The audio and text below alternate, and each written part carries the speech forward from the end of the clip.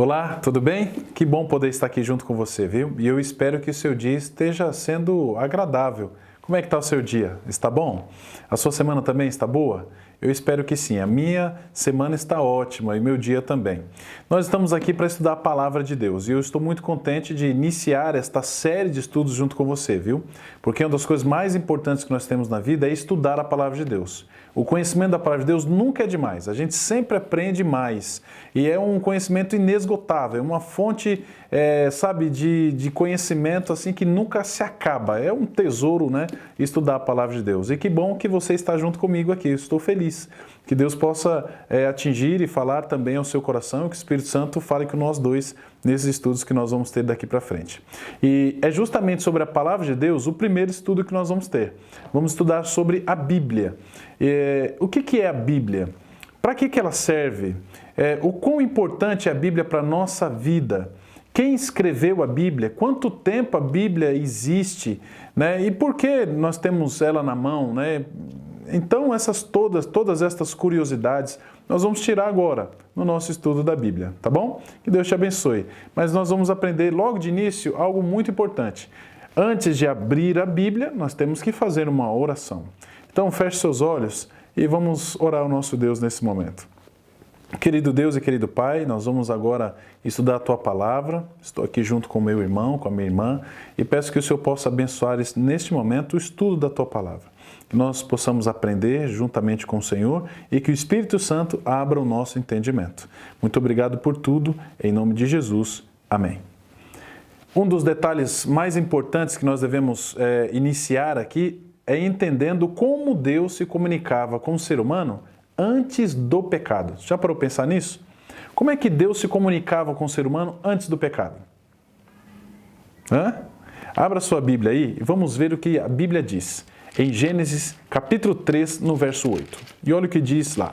Gênesis capítulo 3, no verso 8, lá diz assim: Quando ouviram a voz do Senhor Deus, que andava no jardim pela viração do dia, esconderam-se da presença do Senhor, o homem e sua mulher, por entre as árvores do jardim. Você percebeu que interessante aqui? Esse episódio aqui acontece justamente logo após a queda de Adão e Eva. Eles tinham acabado de comer o fruto. Mas esse verso aqui traz algumas coisas muito interessantes para nós entendermos aqui agora. A primeira delas é que Deus vai em busca do ser humano. Assim, Deus sempre faz.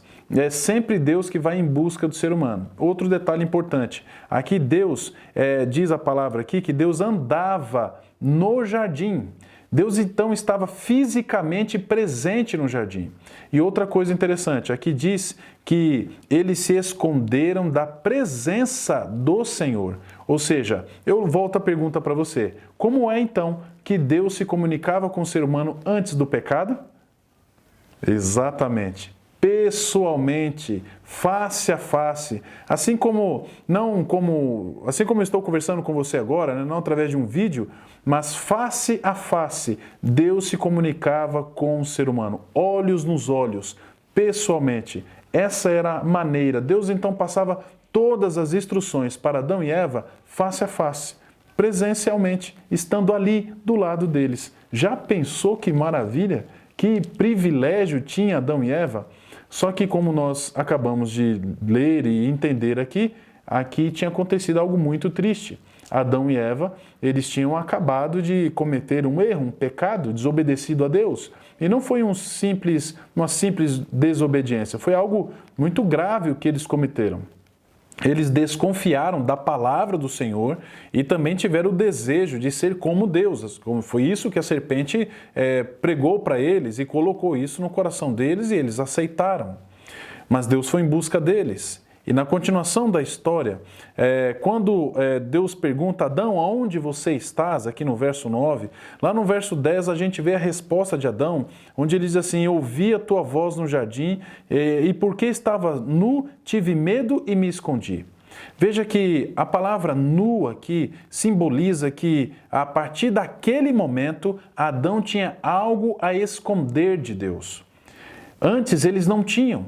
Por isso que eles não tinham timidez da sua nudez. Agora não, agora eles tinham algo para esconder de Deus. E perceberam então que estavam nus diante do Senhor. tiveram medo e se esconderam.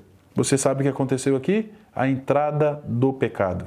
E que triste, amigos, porque depois da entrada do pecado, nunca mais o ser humano pôde ver a Deus pessoalmente, pôde conversar com Ele assim face a face. Agora, Deus Pai e seus filhos estavam totalmente separados, pai e filhos totalmente separados, sem poder então estar um na presença do outro. Será que isso é algo que nos traz alguma tristeza? Deveria.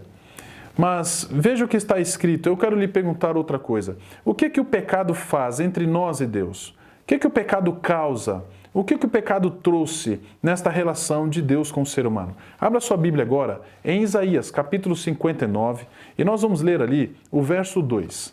Isaías está aí no Velho Testamento, um livro importante, um profeta muito importante da palavra de Deus. E veja o que está escrito no verso 2. Isaías 59, no verso 2, lá diz assim: Mas as vossas iniquidades fazem separação entre vós e o vosso Deus, entre os vossos pecados encobrem o seu rosto de vós, para que não vos ouça. Então perceba que o pecado fez o quê? Uma separação.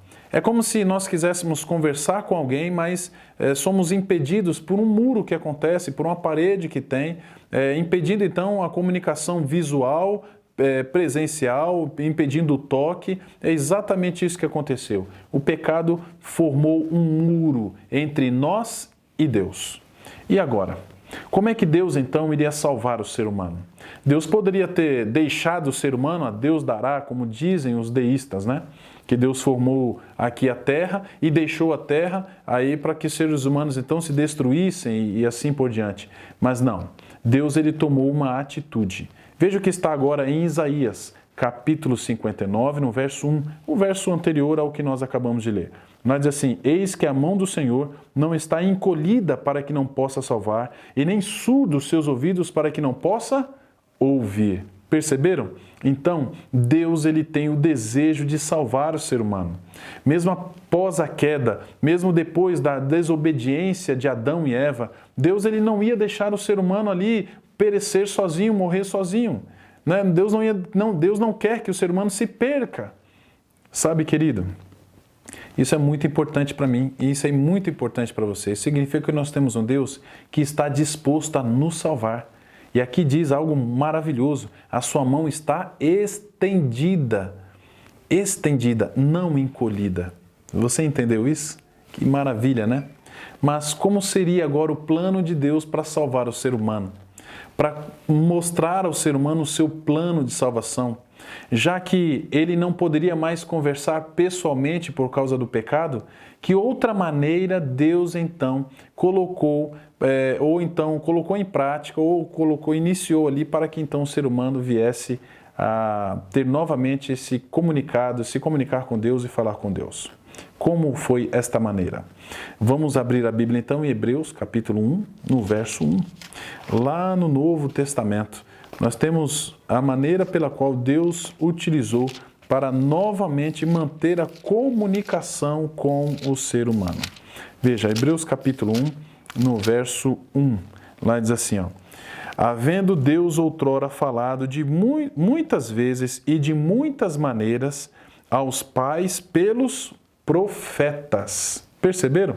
Então, após a queda, após o pecado, Deus não podendo mais se comunicar pessoalmente com o ser humano, sabe o que Deus faz? Ele passa então a escolher homens, profetas, homens escolhidos por Deus, representantes do povo, que seriam então os porta-vozes de Deus. Porta-voz de Deus, né? Eles seriam um porta-voz de Deus. E aí então, a partir daquele momento, quando eles falassem, eles seriam então a própria voz de Deus ao povo de Israel. E era assim que acontecia. Eles usavam inclusive uma palavra técnica. Eles falavam assim, Kol Amar Adonai. Quando eles falavam isso, e que significa assim diz o Senhor, o povo entendia que a partir daquele momento Deus iria falar através do profeta. Inclusive a palavra profeta em hebraico, Navi, significa porta-voz. E era isso que eles eram, porta-voz de Deus. E assim, queridos, Deus ia mantendo a comunicação com o ser humano, mesmo após o pecado. Agora é o seguinte, pense comigo. O ser humano, ele tinha assim um raciocínio perfeito, mente perfeita. Perceba que eles viviam muito tempo.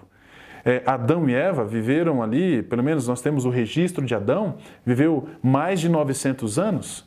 Nós temos a história de Matusalém, 969 anos. Mas veja que após o dilúvio, o ser humano ele vai perdendo a sua capacidade física e também vai degradando a sua saúde. Então Deus, ele sabia que ao longo do tempo, essa comunicação somente através dos profetas, que era feita de forma verbal, não escrita, iria ser então, ia sofrer ali uma deficiência. Poderia ser que no futuro o ser humano viesse a se esquecer daquilo que foi falado. E não é verdade, gente? Para pensar aí. Para pensar você que está assistindo o estudo, você que está participando do estudo junto comigo. A gente não esquece hoje das coisas? Eu vou brincar aqui dizendo o seguinte, que a gente nem se lembra do que nós almoçamos ontem. Não é verdade? E a gente se esquece de muitas coisas. Então, se tudo fosse verbal, então poderia ser que a gente se esqueceria daquilo que estava sendo ensinado pelos profetas. E como ficaria então o plano de Deus nessa história? Deus, na sua inteligência, ele proveu também ao longo do tempo uma outra maneira para então falar conosco. Sabe que maneira foi? Deus pediu a Moisés que então escrevesse. Exatamente. E aí, olha só, abra sua Bíblia aí em Êxodo, capítulo 17, no verso 14. Êxodo 17, no verso 14, lá nós temos uma ordem dada por Deus.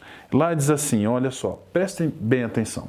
Lá diz, então disse o Senhor a Moisés, escreve isto para memória num livro e repete a Josué, porque eu hei de riscar totalmente a memória de Amaleque debaixo do céu. Então perceba aqui, queridos, que Deus pediu a Moisés que escrevesse todas as coisas num livro.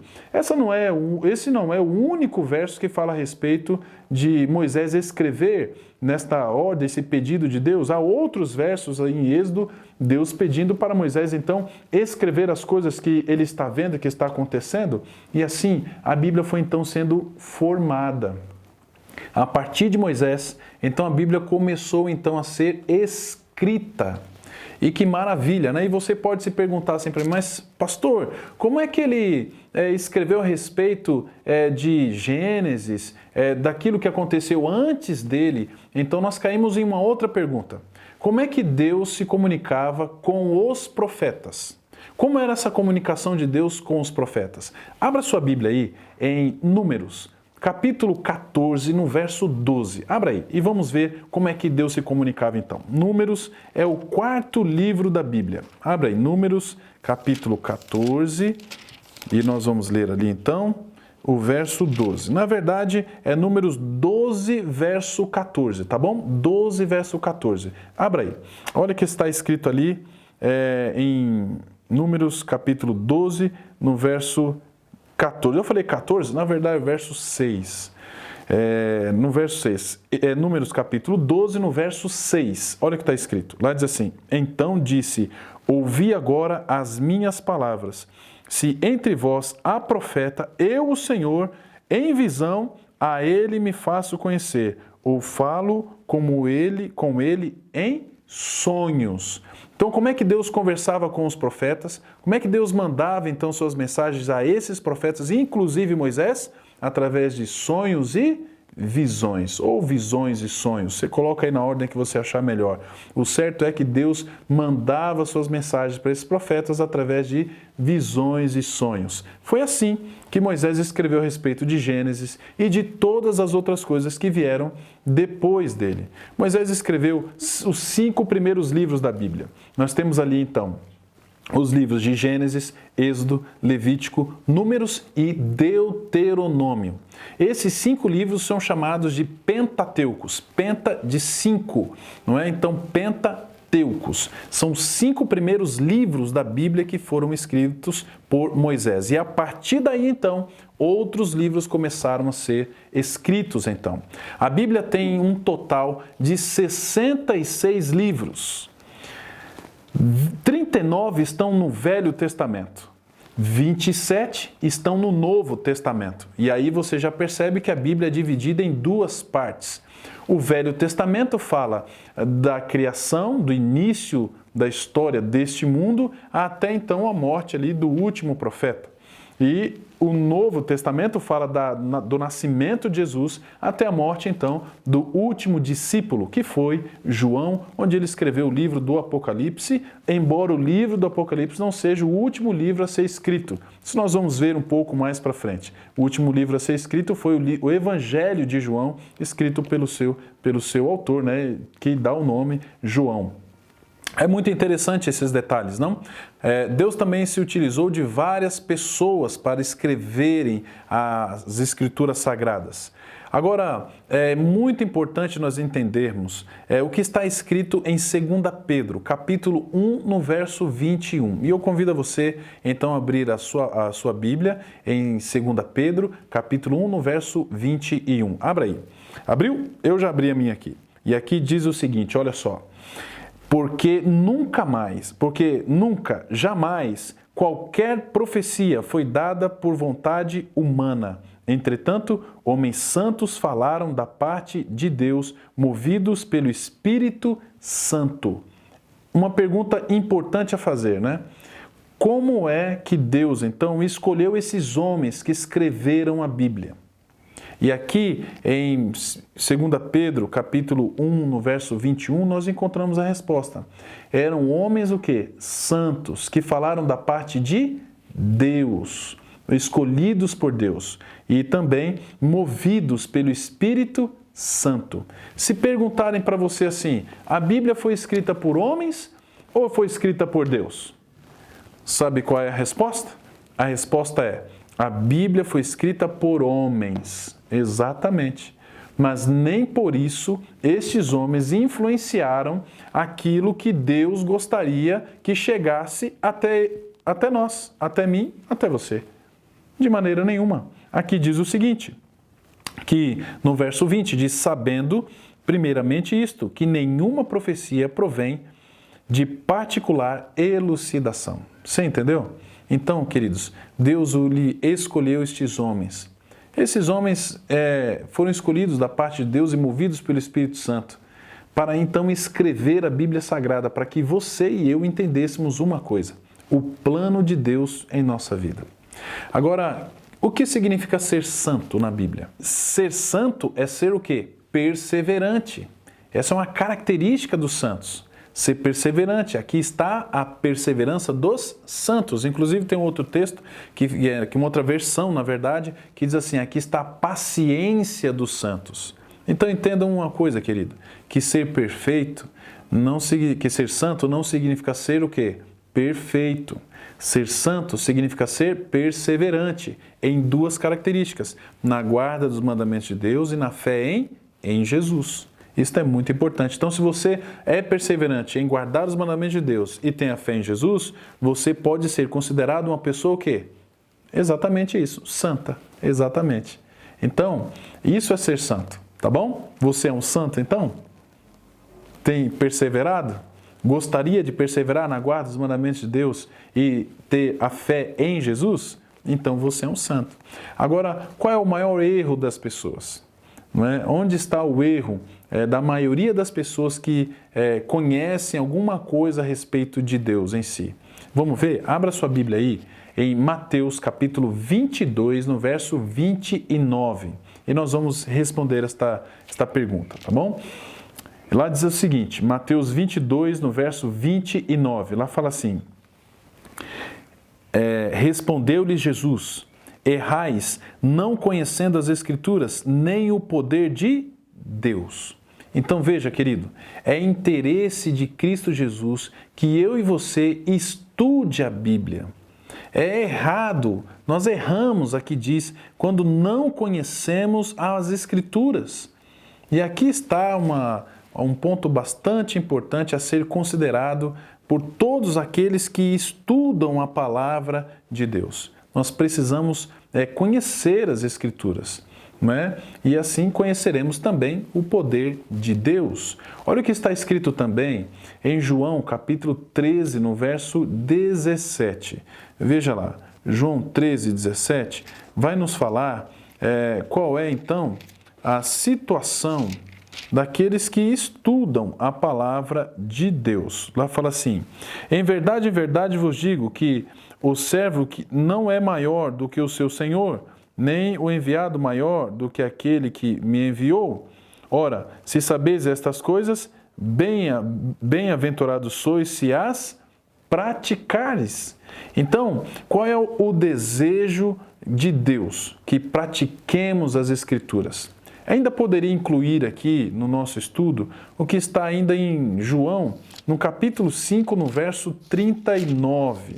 João capítulo 5, no verso 39, lá diz assim: examinais as Escrituras, porque julgais ter nelas a vida eterna, e são elas mesmas que testificam de mim. Você percebeu? Aqui diz examinai as Escrituras. É muito mais do que ler somente. Deus não quer que você leia a Bíblia só. Deus quer que você leia e examine. Por isso, eu quero te parabenizar. Parabéns, porque você está estudando, examinando a Bíblia e as Escrituras. E desta maneira, vocês vão ter acesso à vida eterna. E é isso que Deus quer dar para mim e é isso que Deus também quer dar para você. Você gostaria de ser um bem-aventurado? Olha só, eu quero ler mais uns 2 versos para você. O primeiro deles está aí em Apocalipse capítulo 1. Abra lá, Apocalipse capítulo 1, no verso 3. E olha o que diz de interessante aqui, Apocalipse capítulo 1, no verso 3, lá diz assim: bem-aventurados aqueles que leem e aqueles que ouvem as palavras da profecia e guardam as coisas nela escritas, pois o tempo está próximo. Percebeu? Aqui diz o seguinte: bem-aventurado, felizes são as pessoas que fazem 3 coisas. A primeira delas diz assim: aqueles que leem, mas também aqueles que ouvem, e por último, aqueles que praticam as coisas que estão escritas na palavra da profecia e, consequentemente, na Bíblia Sagrada. Meu amigo, eu tenho uma pergunta a te fazer. É seu desejo estudar a palavra de Deus? Continuar estudando, entendendo melhor as Sagradas Escrituras? Sabe, o livro que nós temos na mão não veio de particular elucidação humana, como acabamos de ler. O livro que nós estamos estudando hoje, ele não é um livro humano. Eu posso dizer que ele é um livro sobrenatural. Perceba o que está escrito em 2 Timóteo, capítulo 3, no verso 16. Para que serve a Bíblia? 2 Timóteo, capítulo 3, no verso 16, lá diz o seguinte. Olha o que diz. Lá fala assim: toda a Escritura é inspirada por Deus e útil para o ensino, para a repreensão, para a correção e para a educação na justiça. Você entendeu aqui?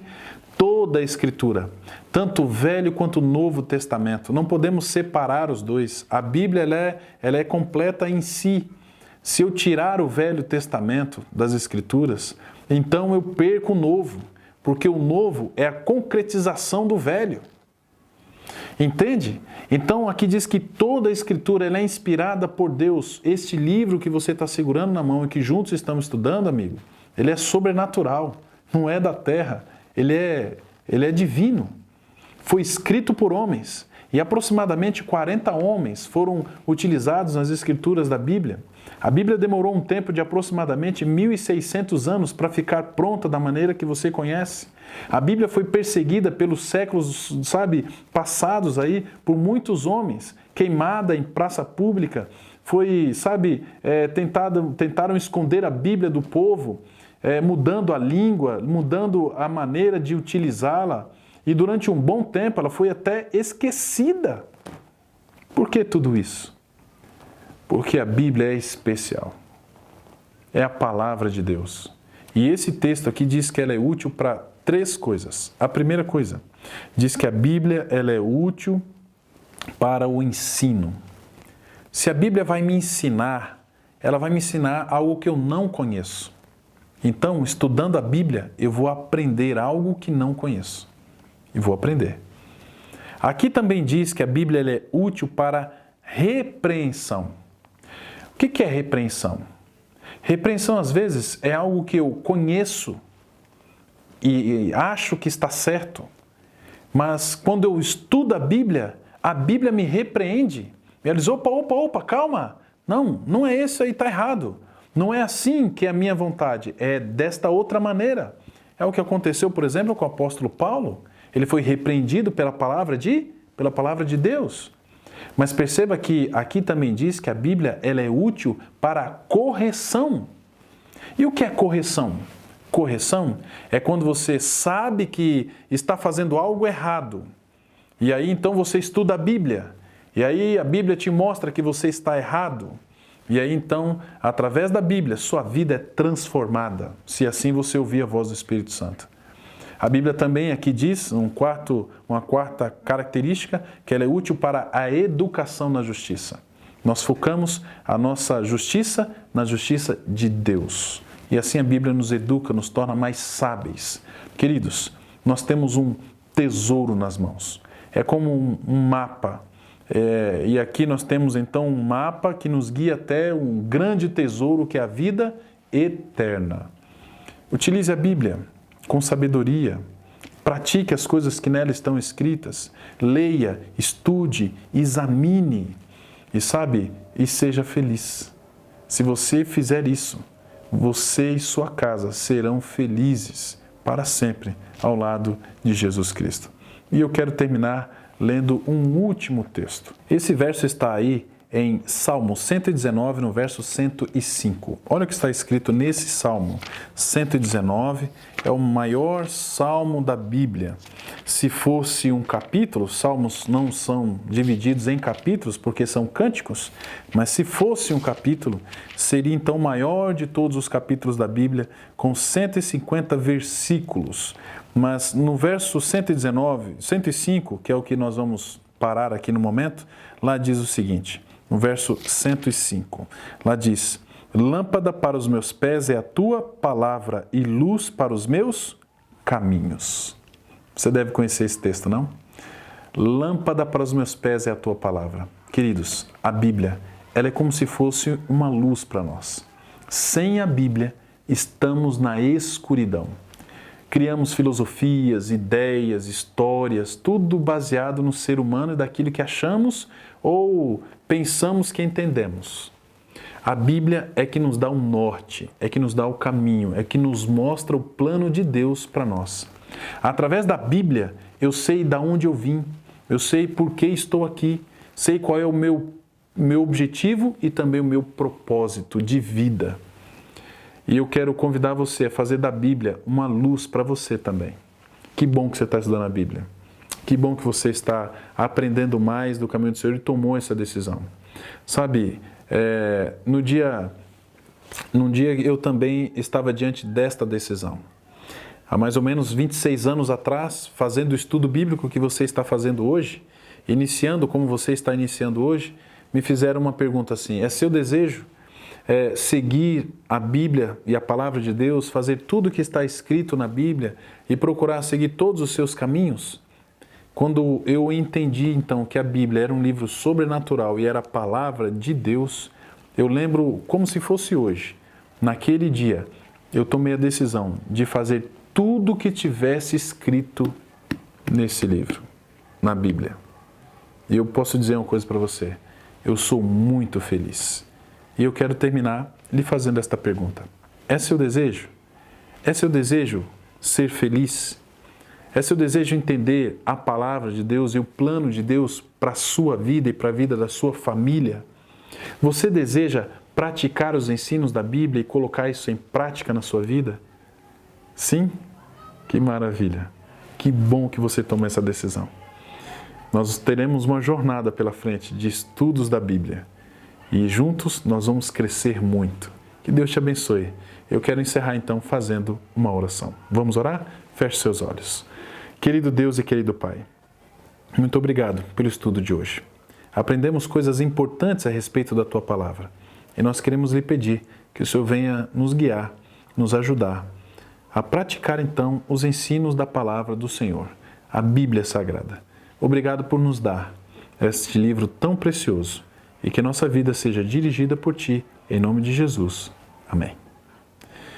Querido, nós esperamos você no próximo estudo. No próximo estudo nós vamos estudar sobre a origem do mundo, a origem do mal e o plano da salvação. Que Deus te abençoe.